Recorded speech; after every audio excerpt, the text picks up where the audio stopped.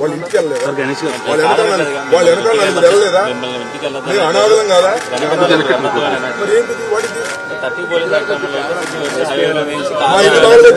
మా ఇల్లు పగలబెట్టినప్పుడు 30 యాక్ట్ లేదా? జగన్మోహన్ రెడ్డి ఊళ్ళోకి వస్తే 30 యాక్ట్ ఉంటుంది, మేము బయటకు వెళ్తే 30 యాక్ట్ ఉంటుంది. నా ఇల్లు పగలగొడితే 30 యాక్ట్ ఉండదు అంటే మిమ్మల్ని అడుగుతా అనుకోమండి. పోలీస్ డిపార్ట్మెంట్ అడుగుతున్నా. దగ్గరుండి 100 మంది పోలీసులు దగ్గరుండి నా ఇల్లు పగలగొచ్చారు. ఆ రోజు 30 యాక్ట్ ఏమైంది? ఆ రోజు రూల్స్ ఏమైనాయి? ఇవాళ నేను 18 రోజులు జైల్లో ఉండి బయటకు వెళ్తే నన్ను అడ్డుకుంటారు. నేను అనేది వెనకాల 10 మంది వస్తారు సార్.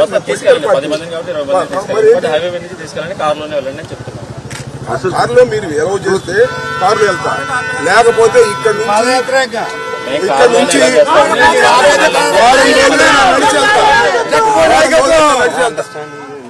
ఇదిగోండి సార్. అనవసరంగా ఇష్యూ పెరిగింది. 100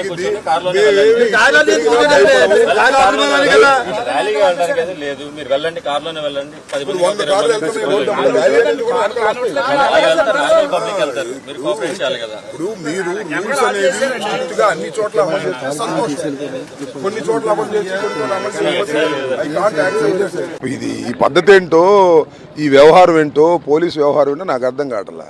ఇందాక చెప్పాను, నేను జైలు నుంచి 18 రోజుల తర్వాత రిలీజ్ అయ్యాను. 10 మంది వస్తారు, ఒక పొలిటికల్ పార్టీ మమ్మల్ని పంపించుకోకుండా కార్లు గడ్డం పెట్టి పెడితే వెళ్ళని ఇక్కడే ఉంటా పోనీ, మళ్ళీ పెట్టుకోమని లోపల ఏం చేస్తాం? ఇది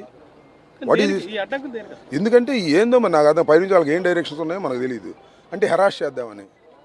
హెరాస్ చేయగలుగుతారా? మమ్మల్ని హెరాస్ చేయలేరు. ఎవరు? లోకేష్ హెరాస్ చేయలేడు, చంద్రబాబు హెరాస్ చేయలేడు. తెలుగుదేశం చేసినంత చేశారుగా. పోలీసులందరూ 100 మంది పోలీసులు దగ్గరుండి నా ఇల్లు పగలగొట్టారు. 100 మంది పోలీసులు దగ్గరుండి నా కార్లు పగలగొట్టారు. 100 మంది పోలీసులు మా ఇంటి దగ్గరుండి నా భార్య బిడ్డలను తరిమి కొట్టారు. ఇంతకన్నా ఏం కావాలంటున్నా? ఇంకా చచ్చే బతికే చూస్తాం దాని సంగతి ఏంటో. 18 రోజులు జైల్లో పెట్టారు నా ఇల్లు పగలగొట్టి. ఏంటండి ఇది? ఇదేనా ప్రజాస్వామ్యం? ఇదేనా చంద్రబాబు పరిపాలన? ఇదేనా కూటమి పరిపాలన? అడ్డం వస్తారు వాళ్ళకి. బయలుదేరి వెళ్తుంటే నేను నా ఇంటికి వెళ్తుంటే అడ్డం వస్తారా? ఏంటి అన్యాయం? ఆలోచించుకోమని ప్రజలకు చెప్తున్నా. ఇవాళ అమ్మటి రాంబాబు జరగవచ్చు, రేపు మీకే జరగవచ్చు, గుర్తుపెట్టుకోండి.